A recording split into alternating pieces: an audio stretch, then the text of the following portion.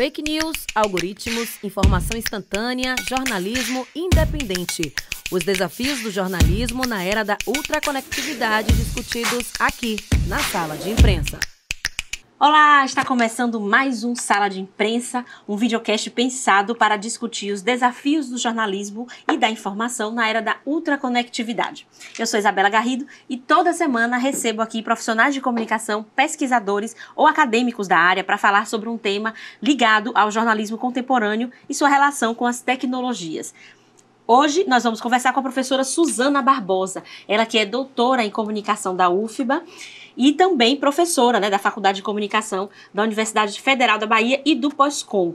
É investigadora e coordenadora do grupo de pesquisa em jornalismo online e atua nas áreas de pesquisa de jornalismo digital em redes digitais, em base de dados, jornalismo móvel, jornalismo convergente, inovação no jornalismo e plataformização do jornalismo. Atualmente ela coordena o projeto Acesse Jor, que é um protocolo de inovação social para o jornalismo digital financiado pelo CNPq. O tema da nossa conversa hoje vai ser jornalismo em tempos de algoritmos. Para você que está aí nos assistindo ou nos ouvindo, eu quero fazer uma pergunta. Você sabe até que ponto os algoritmos interferem no seu acesso às notícias? Sabe quais são os impactos disso na sua vida? Esse é um assunto que com certeza interessa muito, não somente aos profissionais de jornalismo, mas também a toda a sociedade. Então fica aqui com a gente, acompanha esse bate-papo. E só lembrando, Sala de Imprensa é um programa transmitido pela Rádio Câmara 105,3 FM, pela TV Câmara, canal 12.3 da sua TV aberta, e também pelo YouTube, no canal @TV Câmara Salvador. Lá você pode rever todos os nossos programas que já passaram e também dar aquela curtida, aquela compartilhada para dar aquela moralzinha pra gente, né? Agora eu quero cumprimentar minha convidada, Suzana, seja bem-vinda. Muito obrigada por ter aceitado o nosso convite, é uma honra recebê-la aqui. Bom, imagina, eu que agradeço. Olá a todas e todos que estão nos ouvindo ou nos assistindo. Vai ser um prazer, então, conversar com vocês um pouco sobre esses assuntos que tanto interessam também, mas afligem às vezes, né? Tem impactado bastante na vida das pessoas e muita gente não se dá conta, né? Essa questão dos algoritmos, ela está muito presente. E aí, antes de entrar nesse aspecto mesmo, propriamente dito, eu queria dar uma contextualizada para quem está nos assistindo, né? A internet se popularizou aqui no Brasil a partir de 1996, se eu não estiver errada, se eu estiver errada me corrija.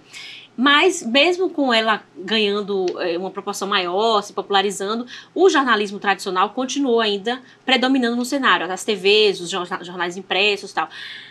E aí eu queria saber de você, em que momento teve essa virada de chave, assim, que o jornalismo digital começou a ultrapassar, né, a TV, o jornal, o rádio, e inclusive provocou o fechamento de alguns veículos, né? Foi a grande causa. Bom, a gente tem realmente o começo da internet comercial, como se fala, né? Sim. No Brasil se deu na segunda metade dos anos de 1995.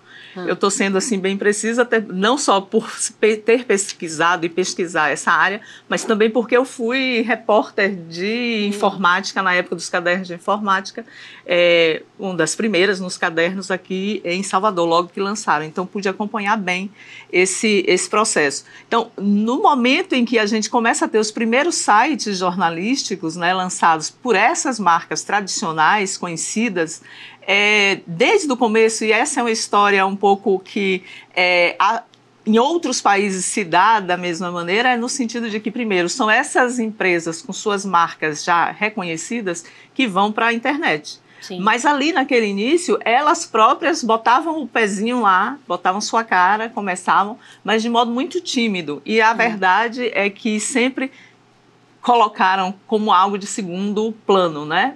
Poucas dessas empresas jornalísticas, e se a gente fala do contexto brasileiro, apostaram muito fortemente de início. E em outros países, como na Espanha, Portugal, também ocorreu da mesma maneira. Tinha uma desconfiança e também uma resistência, principalmente porque as primeiras marcas com sites jornalísticos foram aquelas que vinham de jornal impresso. Então, já lá, nos anos 90, se falava de que o impresso ia acabar, como uma tecnologia.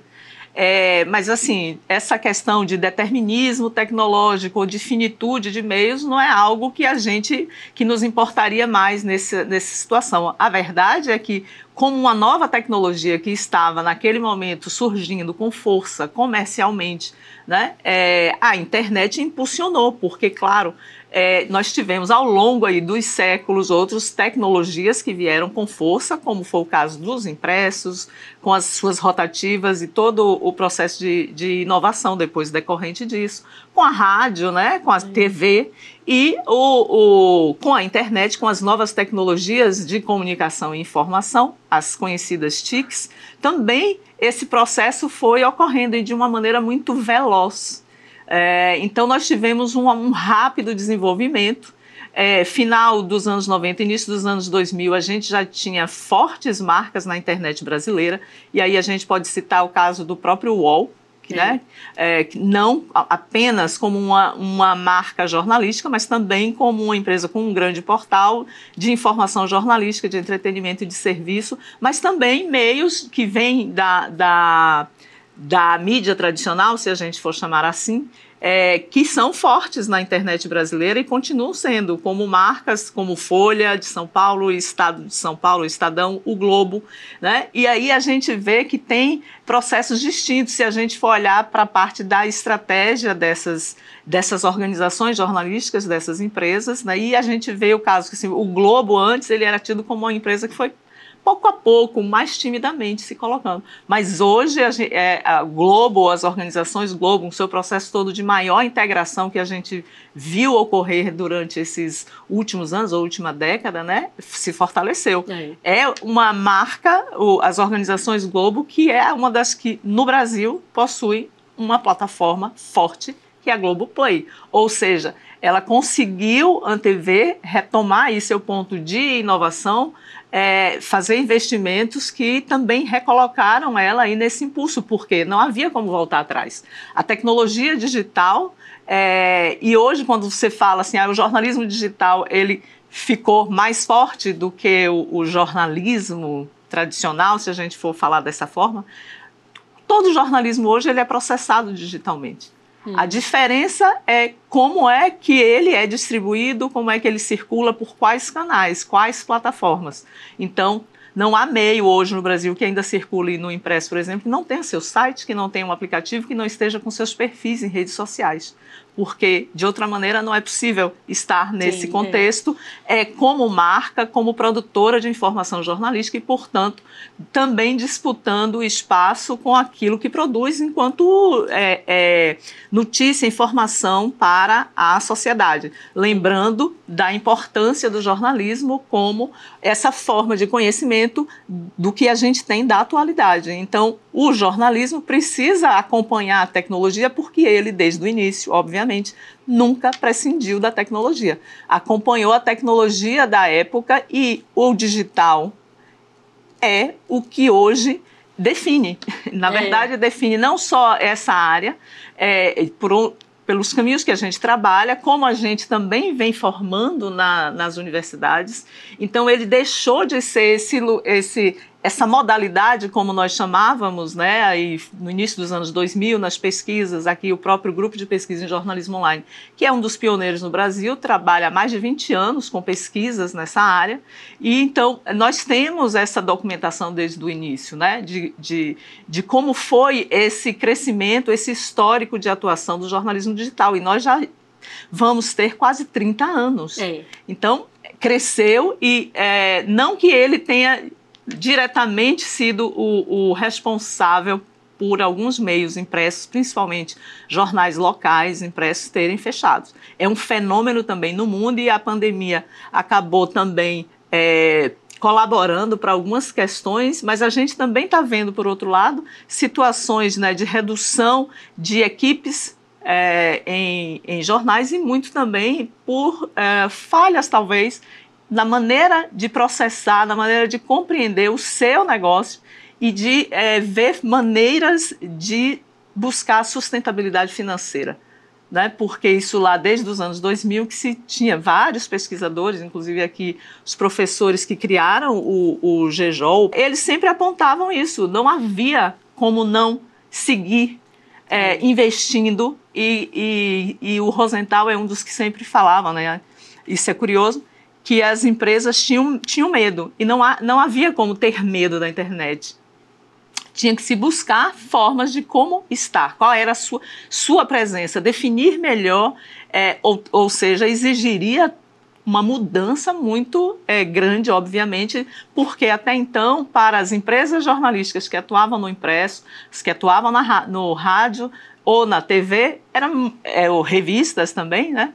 Era muito claro, cada um estava no seu espaço, cada um no seu quadrado, ou como a gente chama, estava tudo muito bem conformado e, de repente, na internet, na web, pela própria linguagem dela, hipertextual, multimídia, interativa, e que com uma possibilidade de personalização muito grande, e mais, ali na web você não dita só o que você quer que as pessoas vejam, porque elas têm naquele mesmo ambiente possibilidade de acessar fontes diversas ao mesmo tempo. Sim. Então, o que acontece é que se a gente tinha aquela forma, no caso da TV, que pensava a sua audiência muito, né, focada, o impresso com seus assinantes e a forma até de venda em banca, etc., tinha tudo muito claro o que era aquele negócio.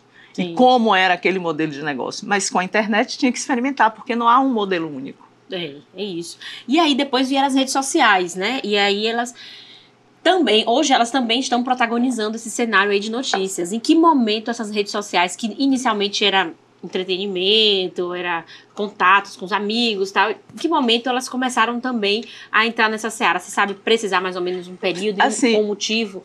Bom, precisar o ano exato aqui agora, talvez eu não consiga, mas isso é nos anos 2000, na primeira década, na primeira metade, nos anos iniciais de 2000, elas começam a surgir. Lá em 2007, 2008, isso já começa a ter aí uma diversificação um pouco maior, e logo elas, claro que essa possibilidade de compartilhamento dos conteúdos, né, isso em 2008, 2009, por exemplo, as redes sociais já começam a forçar as redações jornalísticas a pensarem em ter as suas editorias de gerenciamento de redes sociais, ou da interatividade, ou de participação, porque elas circulavam seus conteúdos pelas redes sociais e tinham os usuários que estavam ali comentando. E era muito conteúdo, era muito comentário. Se eu quisesse integrar isso no meu processo de produção jornalística e dar atenção ao que quem me lê, quem me vê, quem me ouve, né, está falando, eu precisava ter alguém para fazer toda a gestão desses comentários. Então, muitas redações, eu lembro bem, em 2009, eu estava no Rio de Janeiro, porque eu primeiro fui professora na Universidade Federal Fluminense, e o Globo, que fazia parte de uma pesquisa minha, no dia eu tive contato, eles estavam começando ali com editorias, né, para gerenciamento do que a gente chama de participação da interatividade, também forçado por essa maneira de abrir seus canais de circulação por outras redes, que naquele momento eram as mídias sociais, redes sociais digitais ou as mídias sociais. Então, a partir dali, mas não é aí que começa a interatividade, porque desde então essa possibilidade existia. O que não havia era, dentro dos sistemas publicadores que dão sustentação aos sites, possibilidade de interagir, porque isso fazia com que as empresas tivessem que ampliar suas equipes, obviamente, para ter mais gente para gerenciar, porque não dava para fazer, né? Só que se a gente dá um salto no tempo, hoje a gente tem esse processo de curadoria de comentário, da interatividade com os usuários, etc. Em muitos casos de muitas empresas jornalísticas pelo mundo, estão na mão de curadoria automatizada, ou seja, de robôs que utilizam inteligência também artificial para fazer isso. E muitas marcas jornalísticas nesse momento já apontam que cada vez mais poderão ter parte das suas equipes com uma curadoria automatizada, porque isso otimiza o trabalho, né? Sim. Então, assim, a gente às vezes pode não visualizar onde essa automatização, por exemplo, ela vai chegando, e ela já está há um tempo. nas redações e nos processamentos de informação jornalística em agências de notícias e outras redações de outros produtos, outros meios jornalísticos. A gente vai falar um pouco mais disso mais pra frente. Agora eu queria começar falando também dos algoritmos, né? Muita gente não sabe, mas nas redes sociais os algoritmos se encarregam, e eu acho que fora delas também, né? Se encarregam de selecionar as notícias de acordo com o gosto dos usuários. Então eles criam um perfil, eles desenvolvem um perfil de acordo com o que você curte, com o que você compartilha, com as coisas que você faz na rede, né? E eles vão selecionando as notícias que vão aparecer para você. Só que essa customização de informações tem sido criticada por alguns pesquisadores por estar meio que criando bolhas. Já tem, né? Já existem essas bolhas. Sim. E assim, você acha que isso pode ou já está, né, contribuindo para um processo ainda maior de alienação? Porque a partir do momento que existe essa customização de notícias, a tendência é as pessoas buscarem coisas que são mais divertidas, mais ligadas no entretenimento, notícias mais rasas. Isso já existem estudos que mostram isso, né? Que as notícias priorizadas nas redes sociais são aquelas notícias que são mais pueris, mais rasas, mais divertidas, assim. Então, como é que você enxerga isso? Assim, existe alguma vantagem nessa algoritmização, né, das notícias para as pessoas, ou só aliena mesmo? Bom, tem vários aspectos, né, no que a gente chama de algoritmização do jornalismo ou do processo mesmo de automatização, seja no processo de produção em si, seja na ponta de como se dissemina e circula. A questão é, né, como diz uma autora, nesse ponto que nós chegamos, o algoritmo é considerado o núcleo da inteligência artificial, né? Porque ele é a base que vai fazer funcionar qualquer sistema que utilize recursos, tecnologias, ferramentas de inteligência artificial. Então, e é por meio do algoritmo que se materializa o que se chama de smart media, ou seja, de uma mídia mais inteligente, né? E os dados são as peças-chave nesse processo. Então, quando você diz, o que me mostram nas redes sociais, isso pode, me leva, eu quero ver um assunto, mas de repente me leva para outro. Os dados são aqueles rastros, melhor dizendo, que nós vamos deixando. E os algoritmos, eles são esses sistemas, né, que vão aprendendo a partir de como nós navegamos. Então, muitas pessoas se surpreendem, por exemplo, porque pesquisaram algo a partir do seu notebook ou do seu desktop, um produto, de repente, que queria ver, ou sobre uma viagem, e aí, quando está numa rede social, esses anúncios pipocam para ela. Então, o que é isso? A publicidade também é impactada. Se o jornalismo mas a publicidade também. E quando a gente estava falando há pouco sobre a questão dos modelos de negócio, como era tão certo de como se fazer jornalismo e como monetizar, né? Com a internet isso ficou complicado, porque mesmo a publicidade ela também passou por processos para compreender melhor, né? E ter essa oferta. Hoje a gente tem esses anúncios, que são os anúncios casados, e quem mais ganha dinheiro com a publicidade, é por isso que desmonetizou os sites jornalísticos, vem com a publicidade, mas quem ganha são as plataformas, e principalmente Facebook, ou Meta e Google. Quando você falou aí que as pessoas buscam algumas coisas na internet e depois se surpreendem com anúncios, mas eu já fui surpreendida também com notícias. Sim. Tipo assim, na época que eu tava casando, aparecia muita notícia pra mim, não era na rede social, era no UOL, sobre casamento. E depois que eu casei, parou. Então, porque você parou, de alguma maneira, algo que você deixou lá no seu navegar pela internet, que você buscou, linkou você a esse tema. Então, ele aparece pra gente. Do mesmo modo, isso que se fala, eu quero ler uma notícia, mas de repente tá vindo para mim ali algo que com um apelo muito mais forte, de uma informação que possa ser sobre uma celebridade, que aí leva você a clicar. Sim. E você vai lá. Isso ocorre, mas isso tudo é fruto desse processo de como as redes sociais funcionam e como todos esses mecanismos que são baseados em algoritmos, porque ele vai aprendendo de acordo com o que a gente vai dando de informação para ele. E ele vai aprendendo com isso com os rastros do nosso navegar, ou seja, são os nossos dados. É o que se chama que hoje os dados, eles são, muitos autores falam de um novo petróleo, porque tudo está nos dados. Então, assim, para falar um pouquinho, nesse contexto que nós estamos, como a gente chama, e há autores que estudam muito o processo de plataformização da sociedade, que também vai em distintos setores afetando, seja na economia, e no nosso caso da comunicação e do jornalismo, né? E dentro desse processo de plataformização, os dois mecanismos do modo como a gente pode enxergar isso, essa forma de atuar, é por meio da dataficação e da algoritmização. Então, são esses os mecanismos de como a plataformização vai operar. E quando a gente fala de uma sociedade de plataforma que afeta tudo, é porque essas grandes plataformas, as chamadas Big Techs, ou GAFAM, que vem pela sigla de Google, Amazon, Microsoft, Apple, né, e Facebook, ou o que eu chamaria de panteão das Big Techs, porque são elas as detentoras das infraestruturas da tecnologia.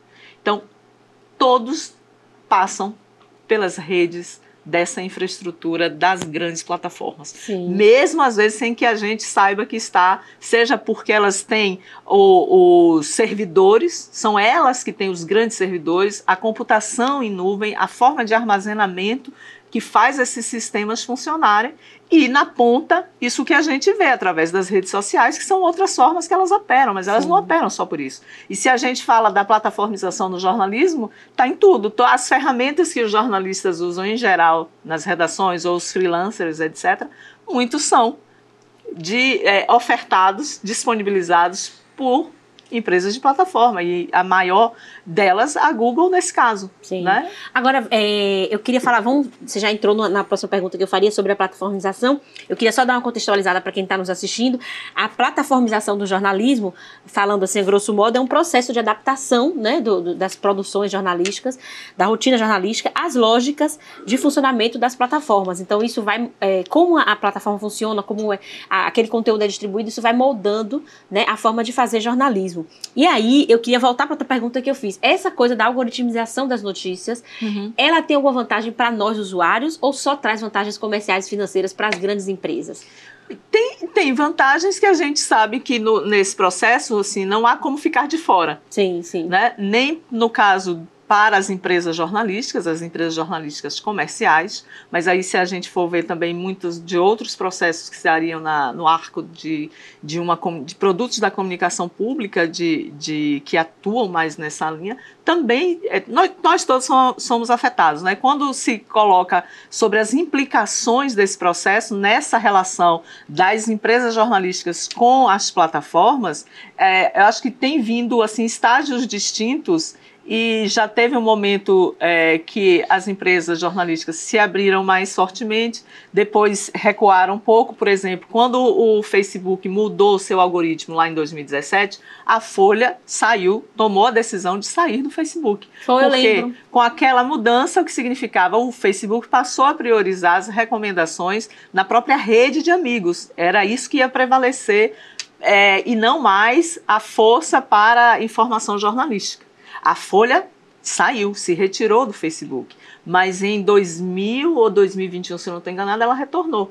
E ela também é uma empresa, como outras no Brasil e fora do Brasil, que fazem parcerias com o Facebook, com o Google, que recebem recursos para projetos específicos, inclusive alguns de combate à desinformação, a esses processos todos. Então, o que se espera é que haja um ajuste nessas relações. Sim. E que essa alta dependência que hoje existe, algumas empresas talvez mais que outras, em relação às plataformas, é que essa relação ela seja mais equilibrada, né? Então, se sabe do poder, não há como ficar de fora desse processo da disseminação da informação que faz circular mais rapidamente pelos canais das redes sociais. Por quê? Porque com toda essa mudança da forma como as pessoas consomem informação e o tempo que elas ficam em redes sociais, todos sabem que é muito maior. Há muitas pesquisas, por exemplo, anualmente o Reuters Institute da Universidade de Oxford, no Reino Unido, sempre divulga o seu relatório, o Digital News Report. E há alguns anos vem mostrando, né, como o movimento do avoid news, que é a evitação de notícias, tem crescido. E como tem crescido o consumo de informação jornalística por redes sociais. Nas redes sociais é por onde mais circula, porque as pessoas estão mais tempo lá. Tem um trabalho, um livro do professor Pablo Boltkovski, que é um argentino, mas que mora nos Estados Unidos há uns 30 anos. Ele lançou em 2021, chamado Abundância. Ele trata desse processo de abundância de informações com as tecnologias digitais, e ele fez um estudo muito robusto no contexto argentino para saber como era o modo que as pessoas consumiam informação. Então, o que ele encontrou em uma das conclusões do trabalho dele é que as pessoas, você tem uma riqueza de ficções e uma pobreza de fatos. Por quê? Porque as pessoas não estão consumindo informação jornalística, elas dedicam, quando muito, um minuto e pouco, 2 minutos. E o que elas reportam, né, como fatores negativos? Que é jornalismo, e a gente escuta isso, que o jornalismo sempre está divulgando aquilo que são notícias mais negativas e que isso faz com que elas se sintam mal, elas querem notícias que, né, deixem elas melhores, etc. Só que o jornalismo lida com realidade, não lida com a ficção, né? Então, tem esse movimento que no mundo é forte, e principalmente na parcela da população que se chama da geração Z, que é entre 18 e 20 e poucos anos, né? Então, por exemplo, no semestre passado, eu com os meus estudantes da disciplina de jornalismo digital na Facom, que é uma disciplina de 6º semestre, trabalhei muito com eles esse relatório do Reuters, que foi o último de 2022, para dizer para eles, são vocês, geração Z,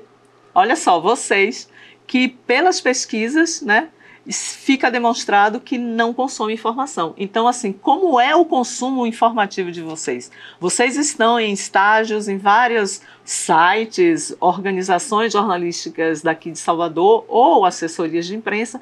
Então, para entender um pouco como é que era, o que é que eles queriam ver, e eles fizeram, claro, muitas atividades relacionadas, e eu também depois pedi para eles, aqui vocês não têm limite. Então, vocês podem pensar em criar que produto vocês achariam interessante criar, que desse, né, informação que chegasse a esse público que é da mesma faixa etária de vocês. E saíram trabalhos super interessantes. Um deles, eu disse assim, 2 deles, estava pronto, só teria que ter um financiador. Então, poxa, assim, eles fizeram o que me surpreendeu, mas eu, né, levei muitos textos para eles, navegamos muito por produtos jornalísticos de vários países, e eles viram os dados do relatório e o caso do Brasil e de outros países, e em que países, por exemplo, quais coincidiam com o Brasil, né? E via que tinha países, por exemplo, na Europa, que as taxas eram maiores nesse processo de evitar as notícias. Taxas acima de 50%, 60%. O Brasil tem uma taxa alta, tem de 60 e poucos por cento, a Argentina também, né? Mas não é só aqui, nos Estados Unidos do mesmo modo, que tem um contexto de uma oferta informativa absurda de meios, embora com a pandemia, né, e já vinha anteriormente, também teve muitos meios locais que fecharam, e os Estados Unidos, como são um país absurdamente grande, tem uma força de imprensa local, de jornalismo local, que é muito grande também, mas lá muitos meios fecharam. No Brasil, a gente tem uma situação de muitos meios terem fechado, meios locais, e outros casos de meios que, por exemplo, deixaram de imprimir seus jornais. Só mantém o digital, a versão digital. O caso do Diário do Nordeste, sim, o Jornal do Comércio de Pernambuco, a Gazeta do Povo do Paraná, já deixaram, né, de imprimir. Então, porque, claro, o custo da impressão sempre foi um dos mais altos dentro da gestão de um produto jornalístico impresso, porque o papel é comprado em dólar, enfim, tem toda a questão também ambiental relacionada a isso. Mas uma pesquisa do Atlas da Notícia, que faz anualmente uma pesquisa no Brasil para saber como é que está essa oferta informativa, principalmente no sentido do jornalismo local, porque esse jornalismo local, ele é o mais forte, é através dele que nós chegamos mais fortemente, de mais perto à população. Então, o Atlas da Notícia do ano passado mostra que houve um crescimento no número de meios embora com fechamento de impressos, mas a internet, a tecnologia digital também facilitou a criação de blogs, de canais no YouTube, mesmo de perfis em redes sociais que são perfis jornalísticos. Sim, né? sim. Isso, redes sociais, eu estou falando de Instagram, de Facebook, de YouTube, mas também TikTok, que está chegando com força, né? Recentemente no Carnaval de Salvador foi uma das plataformas que mais investiu na divulgação da sua marca no evento, no grande evento que é o Carnaval de Salvador, mas que é uma plataforma que nessa briga, nessa disputa entre Estados Unidos e China, vem sendo nos Estados Unidos também um tanto quanto motivo de algumas, não vou falar, não seria censura, mas eles sabem que essa rede expandiu e cresceu demais, e eles querem limitar, né, proibindo, inclusive, que se tenha TikTok instalado em alguns aparelhos, ou que as pessoas deixem de usar.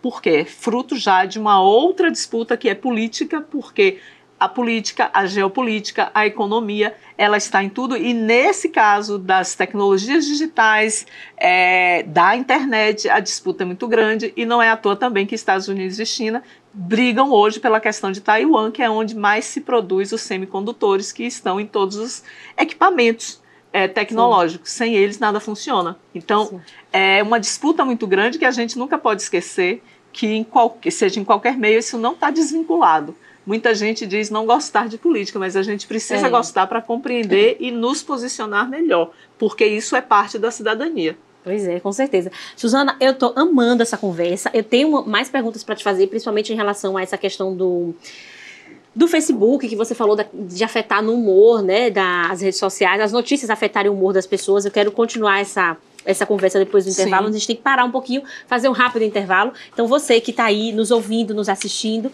hoje a gente está conversando com Suzana Barbosa, que é doutora em comunicação e professora da Universidade Federal da Bahia, falando sobre jornalismo em tempos de algoritmo. Daqui a pouquinho a gente volta com mais bate-papo. Não saia daí.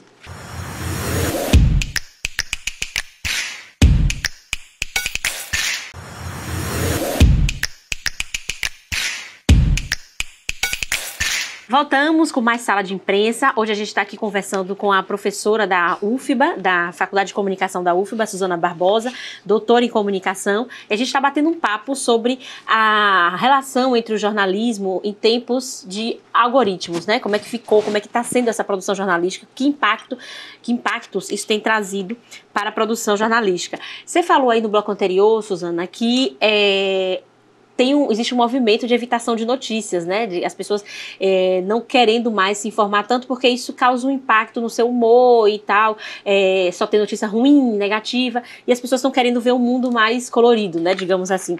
E isso tem uma relação direta, né, com a mudança de algoritmos do Facebook, que aconteceu em 2017, quando o Mark Zuckerberg fez uma alteração que você também já mencionou, para privilegiar as postagens de amigos em detrimento das notícias nas redes sociais, justamente atendendo a essa demanda, né, de pessoas que estavam reclamando que passar muito tempo no Facebook estava deixando elas tristes por estar em contato com essa realidade. Só que isso foi assim, um tiro que mais ou menos saiu pela culatra, porque propiciou a proliferação de notícias falsas, né, de desinformação, justamente porque os veículos credíveis de informação estavam invisibilizados, que foi o que se chamou de visibilidade algorítmica. Uhum. E aí, na sua opinião, esse movimento ainda existe, como você acabou de falar, né, tá muito forte de evitar notícias e tal.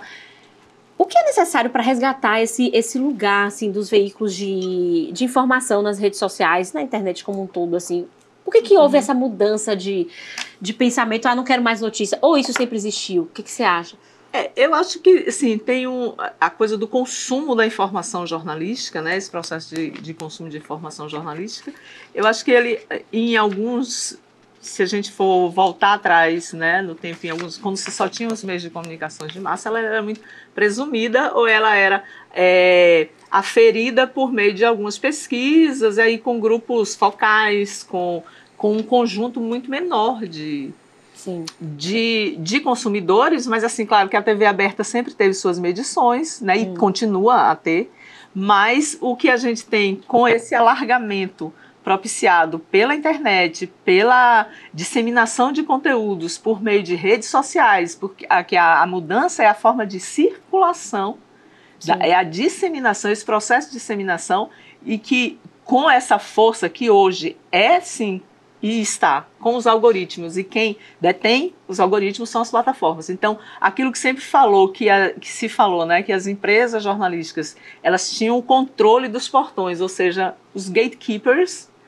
que a gente aprende, né, quando faz jornalismo, em teoria da comunicação, estava com as organizações de notícias, as organizações jornalísticas, mas não está mais com elas, porque elas não detêm essa tecnologia da disseminação e da circulação. E hoje, assim, muitos autores falam justamente desse processo, que ele é o que a gente chama de um processo, a forma de disseminação de notícia e de circulação mainstream, hoje ela se dá por meio desse processo algorítmico que que está nas mãos das plataformas, das grandes plataformas, essas que a gente fala de infraestruturais, que elas são as maiores, mas tem as que fazem esse processo, que estão ali no meio, e tem as menores, né, que trabalham de maneira muito conectada, afim, embora a gente tenha movimentos hoje para fazer frente, né, um pouco a essa questão da força das plataformas, de como elas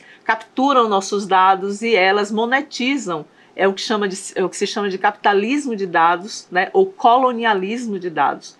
É esse o cuidado que também nós temos que ter quando a gente vai em qualquer site e põe nossos dados. A gente tem que saber que está entregando. Não é à toa que tem a Lei Geral de Proteção de Dados, que no Brasil, né, já está vigorando, para a gente ter noção de onde e como nós estamos passando informações que às vezes a gente acha que é simples, botar um nome, você bota lá um e-mail, mas e muita gente que vai assinando,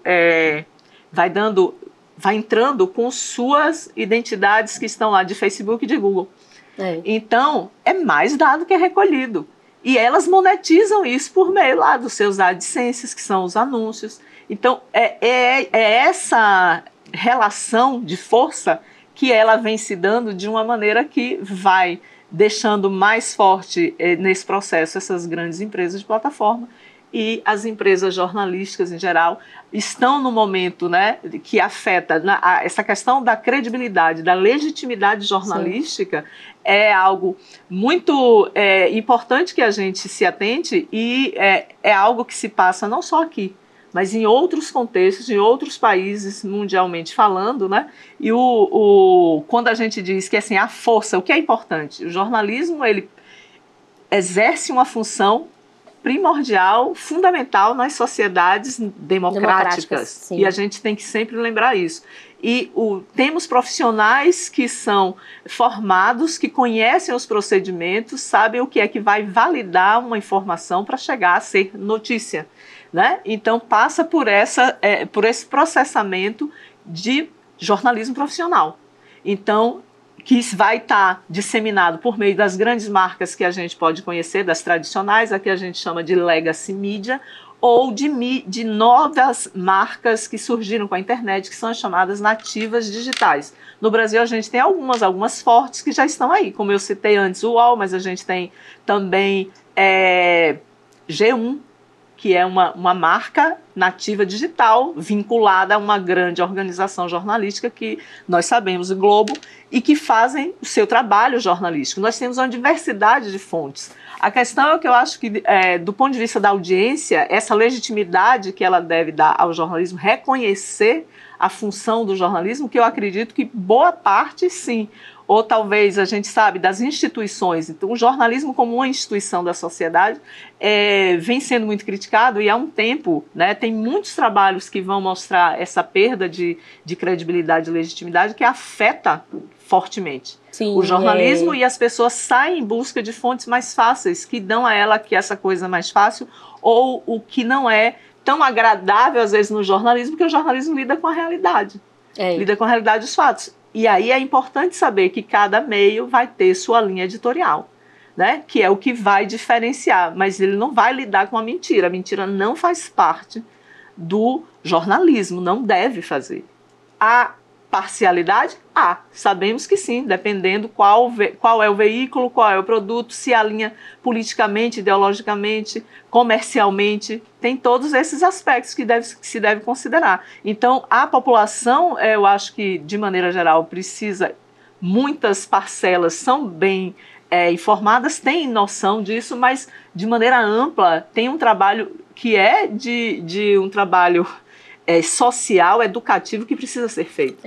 E que também depende de decisões políticas, né? Por exemplo, a própria educação midiática, ela precisa ser curricularizada. Sim, no Brasil.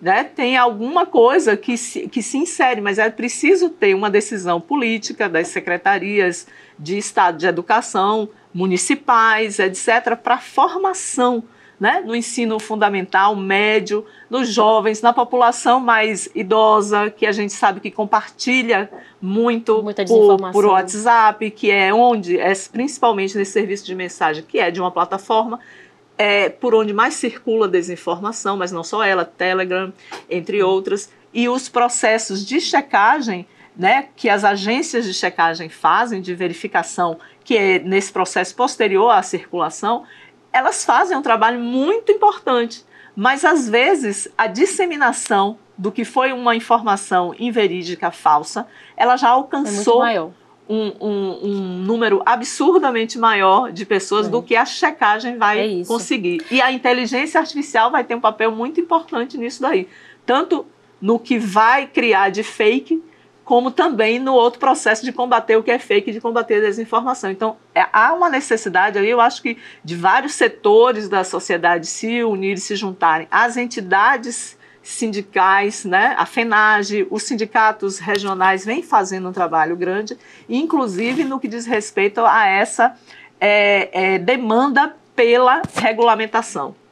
Pela regulação, seja das plataformas, e o tema da regulação dos meios, que é sempre bem, aqui no Brasil, um pouco, às vezes... polêmico, né? Controverso. Polêmico, controverso, mas, assim, se há regulação em vários setores. É isso. Né? Então, não é dizer que o mercado regula por si só. Há uma necessidade de que as próprias plataformas, né, e elas rejeitam, mas em alguns países já vêm sendo multadas, taxadas, já tiveram que fazer acordos com grupos de comunicação para também monetizá-los, no sentido de que eles fazem circular informação jornalística e não pagam por aquilo. Foi essa rejeição, por exemplo, da Folha em relação ao Facebook, no primeiro momento, e também com relação ao Google, alguns produtos que essas plataformas têm, como o Google News, Showcase, Facebook News Tab, mas que hoje o Google já está com um outro produto que tem mais parceiros no Brasil, mas que talvez essa visibilidade não tenha sido grande também. Agregadores de notícias que eles têm, elas possuem, e que vão também, elas têm feito uma relação, né, de maior proximidade com as organizações jornalísticas, porque assim, elas precisam de si. Uma precisa da outra e essas partes precisam conversar. Sim, e você falou uma coisa importante, essa questão do letramento digital da população, né? Porque se a gente tivesse uma população mais inteirada, uma população que tivesse maior fluência nesse mundo digital, talvez esse processo de desinformação que a gente viveu nos últimos 4, 5, 6 anos, não tivesse sido tão forte, né? E principalmente com pessoas mais velhas, que não nasceram, né? Não é uma geração que nasceu com o celular na mão, como as que estão... Não. Mas que não necessariamente isso quer dizer alguma coisa também, né? Porque meninos jovens também estão aí, tem muita questão da pós-verdade hoje em dia, né? Que as pessoas compartilham aquilo que elas acham que é coerente. Eu já vi uma vez, eu recebi uma notícia falsa de uma pessoa, e eu falei, isso aqui é fake news. Não é verdade, mas poderia ser. Poderia ser. Isso aí é compatível com a realidade. Né? Pois é. Aí eu falei, é verdade. Mas não é verdade. Mas tem tudo a ver. Isso aí é o modus operandi do comunismo e tal. Enfim, aquelas discussões. E aí, assim, eu quero trazer uma questão, porque isso tem afetado bastante, e isso tem também sido utilizado pelos políticos, né? A gente viu Donald Trump, o ex-presidente Jair Bolsonaro, se utilizando de uma máquina de produção de fake news, de desinformação, e conseguiram alcançar o poder, chegar à presidência, e também durante todo o governo deles, né? Foram 2 governos que foram permeados aí por desinformação financiada. E aí existe também uma cobrança, como você já falou, de regulação, né? Nos países e tal.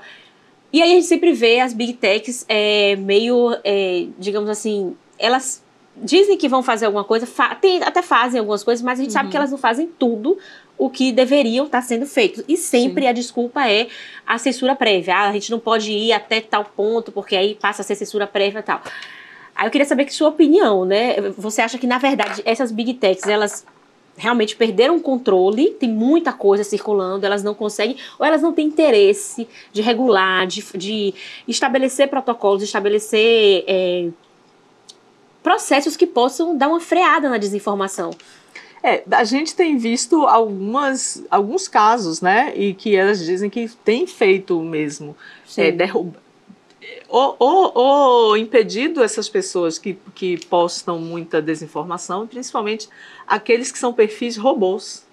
Porque essas empresas que trabalham, né, no que se chama a Deep Web, que estão lá, porque existem empresas fortes que estão ganhando muito dinheiro com esse trabalho de espalhar desinformação, né?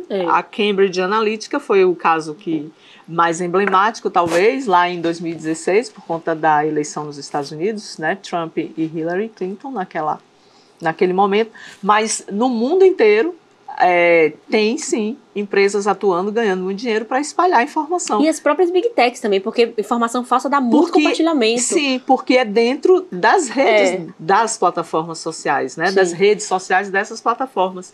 Então, e elas dizem que elas estão combatendo, em muitos casos, que têm tirado muitos perfis do ar, que fazem essa varredura, trabalham em colaboração, em parceria com agências de checagem, verificadores, até próprios algoritmos ou inteligência artificial, algumas aplicações nesse sentido para verificar a informação que está sendo circulada, e recebem muitas notificações de pessoas que veem, fazem notificação, mas a verdade, ou o fato é que ainda está longe, né, de garantir esse sistema mais saudável, digamos assim.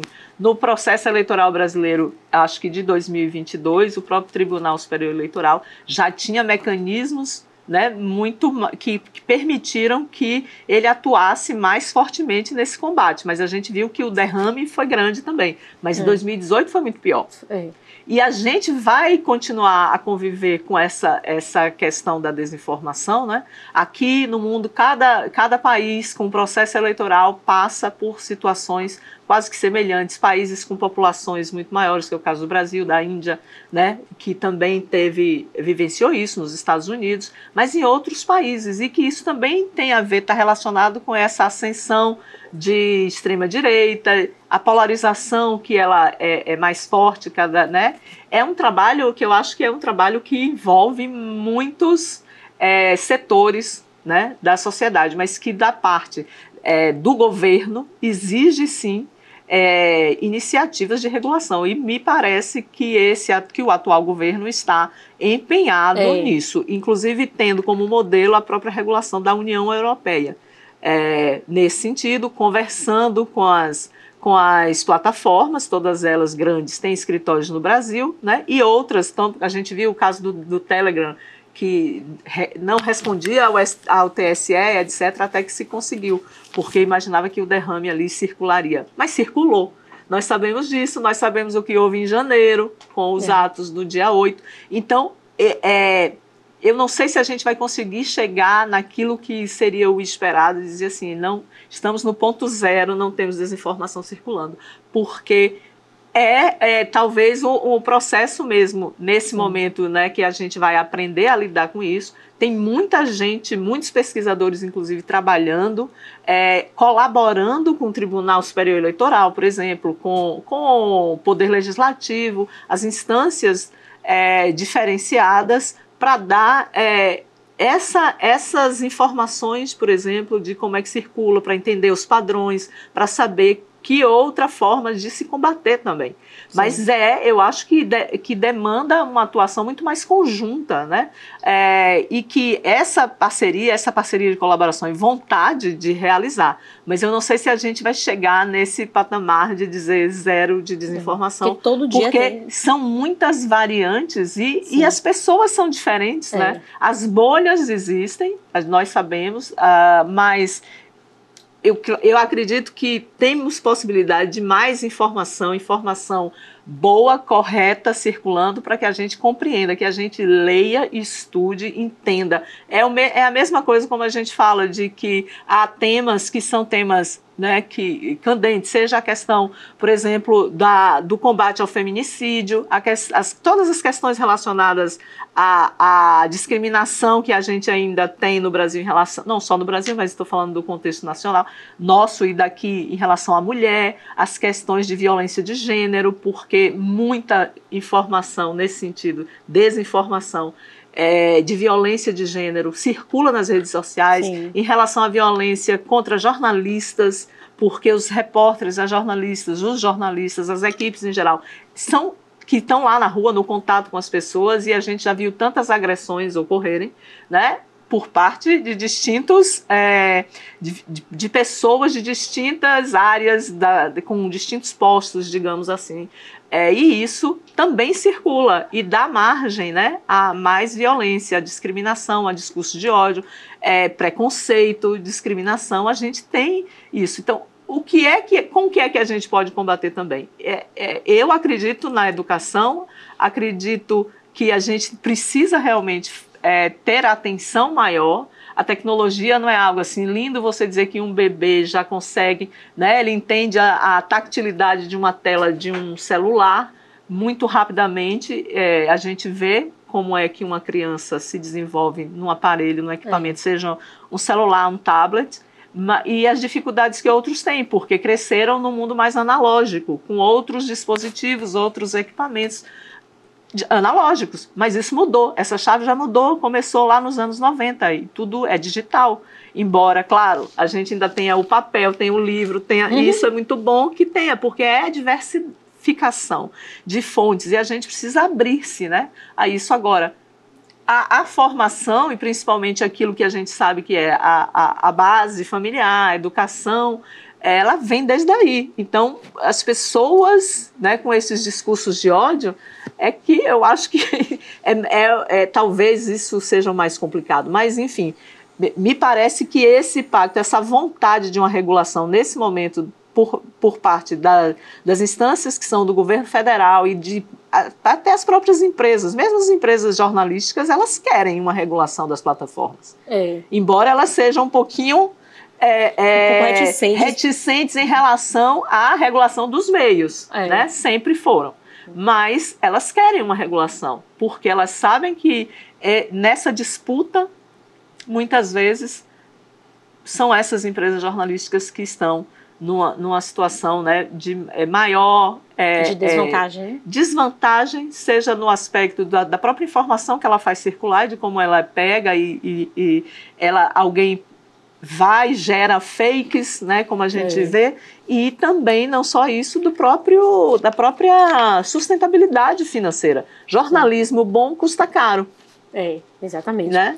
Agora, tem uma coisa assim, a gente está falando aqui de vários aspectos negativos dessa algoritmização, né, das notícias, mas eu queria saber se você acha que para os veículos independentes, porque a gente falou muito dos grandes veículos, das grandes marcas, não teve um lado positivo, assim, de dar um pouco mais de visibilidade, porque a gente sabe que tem veículos de jornalismo, de informação, que eles não têm recursos para estar numa TV, numa rádio ou num...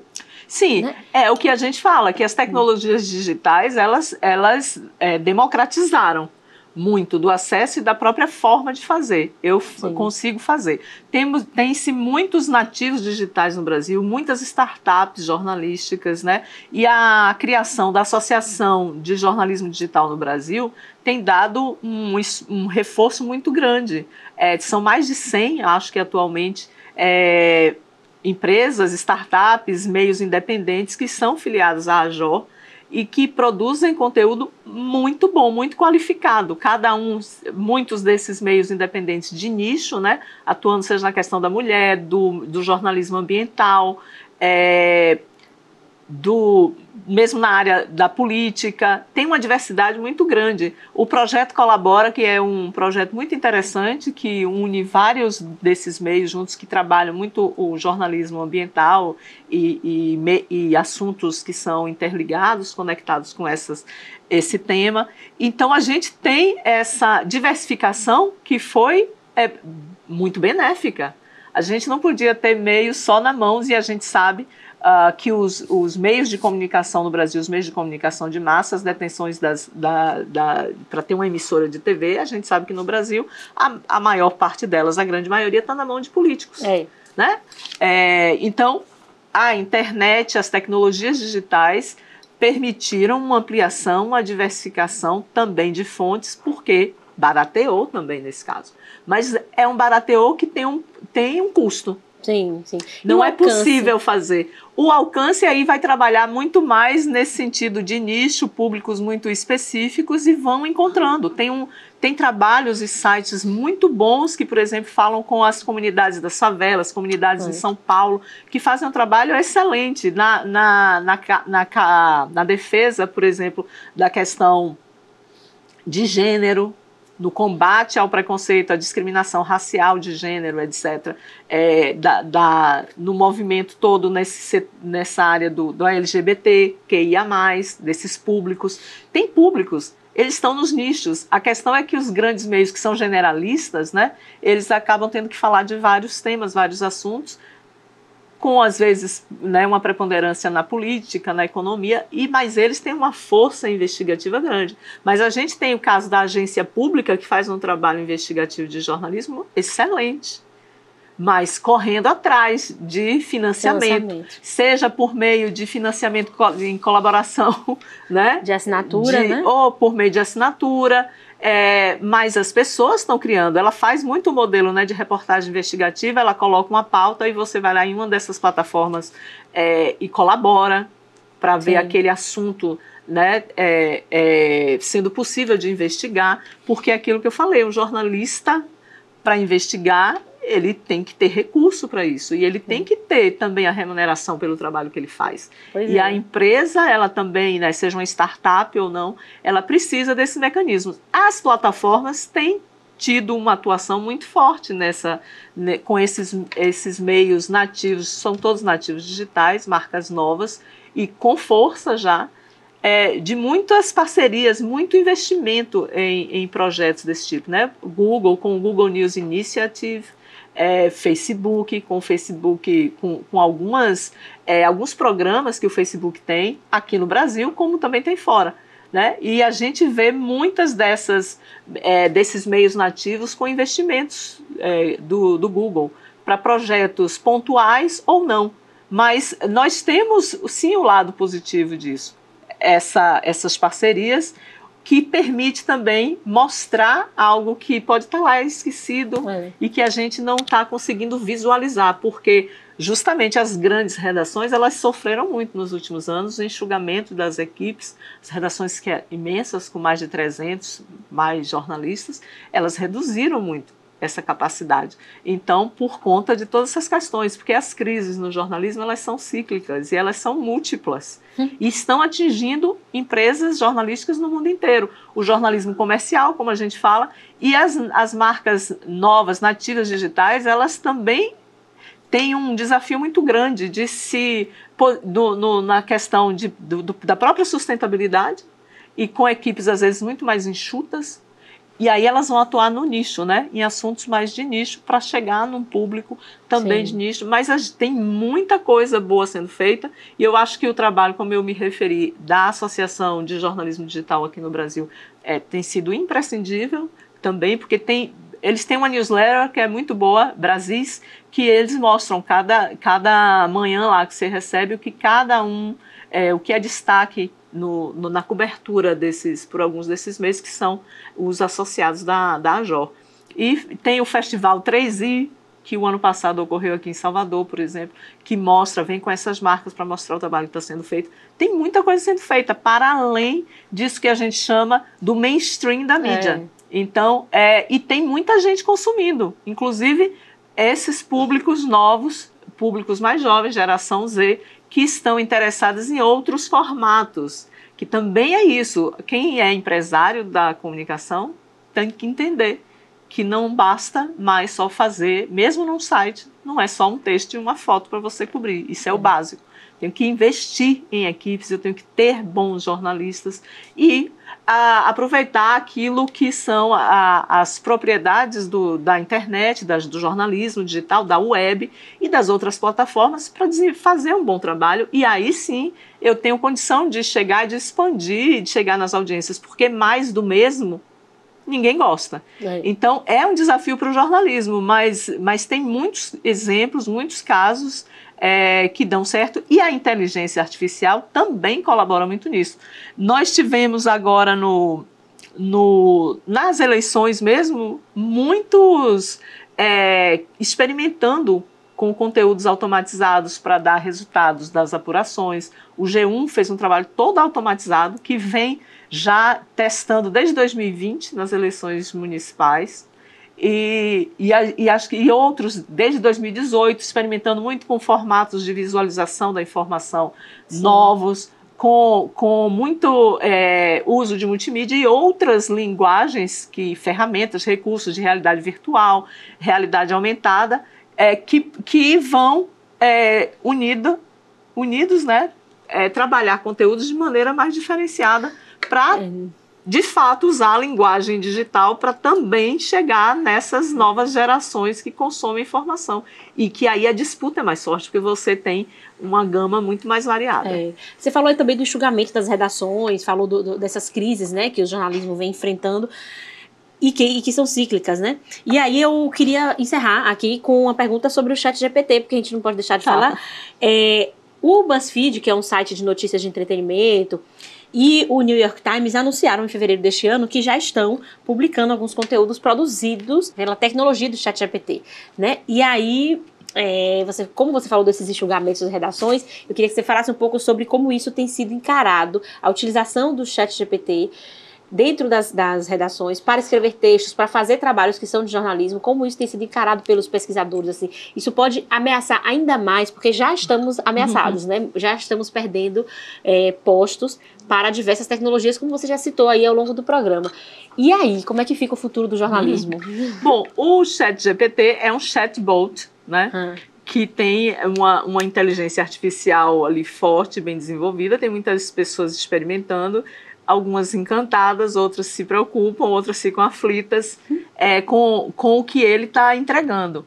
Mas e tem por outro lado outros colegas fazendo testes, desafiando mesmo aquela inteligência artificial e verificando que às vezes ela muda de acordo com aquilo que você pergunta para te agradar, dar respostas um pouco que você quer ver. Ouvir. Se você diz assim, não, porque se você compreende, você sabe o que é o assunto que você está perguntando, de acordo com o que é a resposta, você vai ter condição de saber aquilo ali, né? Mas é isso, a análise, a conexão, isso está na nossa capacidade, né? Então, mas lidar com as tecnologias, recursos, ferramentas de inteligência artificial para o que a gente chama de jornalismo automatizado, conteúdo automatizado, a gente já vem em muitos... desde do início dos anos 2000, a gente sabe que tem organizações jornalísticas grandes como Reuters que já vinham experimentando isso. A Associated Press é um dos exemplos que sempre são elencados no que diz respeito ao uso de inteligência artificial. Para quê? Para gerar resumos de notícia, aquilo que tem muita estatística, muito número, resultados no caso de esporte, né? Nas várias modalidades. Também com relação à economia.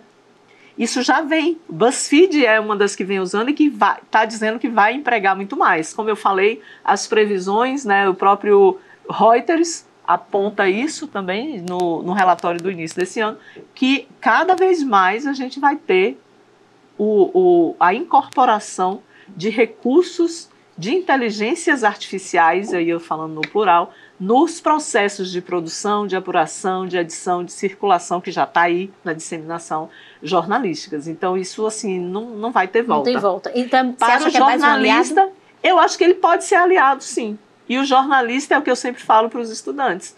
A diferenciação, seja em relação a quando você vai estar disputando uma vaga de trabalho, quem é você como profissional, como é que você se forma, o repertório que você tem, que você carrega e que pode te diferenciar. os recursos tecnológicos, a inteligência artificial já está fazendo parte, vai ampliar mais e mais. Tem questões éticas que estão sendo colocadas? Tem, mas tem também um outro aspecto que se fala, que é da própria literacia algorítmica para o jornalismo, e no caso para os jornalistas, que claro vai ser também um aliado, né? Porque para você distinguir quando se usa, quando não se usa, por exemplo. Então, é um aliado. Tem aí efeitos negativos como vários. Quando a internet surge, quando a web surge, que vem, vai ter um site, eu vou ter minha página na web ou não vou ter? Isso é bom, isso vai matar meu negócio? Muitos diziam isso. Muitos. Eu ouvi várias vezes. Eu trabalhei num site aqui e tinha medo de colocar conteúdo na noite anterior porque ia estar no dia seguinte. E dizia que ia matar o impresso. Não aconteceu. O que ocorreu, a gente está vendo que as empresas que souberam antes, que se prepararam para essa incorporação efetiva e implementação melhor na sua redação, no seu negócio, a gente sabe que elas continuam sendo destacadas. E não é à toa que a gente sempre cita New York Times como uma marca inovadora, que a gente sabe que ela é forte o quê? No impresso, mas ela é quase que imbatível. Mas é por quê? Pelo jornalismo que ela faz. Pela qualidade, como marca dessa empresa. Ou mesmo o Washington Post, que hoje tem como proprietário Jeff Bezos, que é o dono da Amazon. Sim, uma grande, big plataforma. Eu adorei esse bate-papo. Acho que a gente tem muito que aprender ainda, muito que estudar. A gente ainda precisa do que você falou, né, do letramento, né, digital nas escolas. Tem fontes de informação para isso. Então, é o que a gente sempre fala. Verifique.